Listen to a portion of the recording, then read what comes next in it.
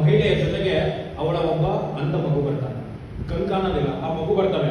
ಆ ಮಗು ಬಂದು ಆ ಸುಭಾಷ್ ಚಂದ್ರ ಬೋಸ್ರಿಗೆ ರಿಕ್ವೆಸ್ಟ್ ಮಾಡ್ಕೊಳ್ಳೋ ರೀತಿ ಆ ತಾಯಿ ಹೇಳ್ತಾಳೆ, ನಾನು ನಿಮ್ಮ ಈ INA ಸೇರ್ಬೇಕು, ಅವ್ರು ಕಟ್ಟಿದಂತ ಆಜಾದ್ ಹಿಂದ್ ಫೌಜ್ ನ ಒಂದು ತುಕಡಿ ಇತ್ತಲ್ಲ INA ಅಂತ ಹೇಳಿ, ಇಂಡಿಯನ್ ನ್ಯಾಷನಲ್ ಆರ್ಮಿ, ಅದನ್ನ ಸೇರ್ಬೇಕು ಅಂತ ಹೇಳಿ ಬಂದಿದ್ದಂತ ಹುಡುಗ. ಅವಾಗ ಸುಭಾಷ್ ಚಂದ್ರ ಬೋಸರು ಆ ಒಂದು ವ್ಯಕ್ತಿತ್ವನೇ ಬೇರೆ, ಪ್ರಶ್ನೆ ಮಾಡುವಂತ ವ್ಯಕ್ತಿತ್ವ.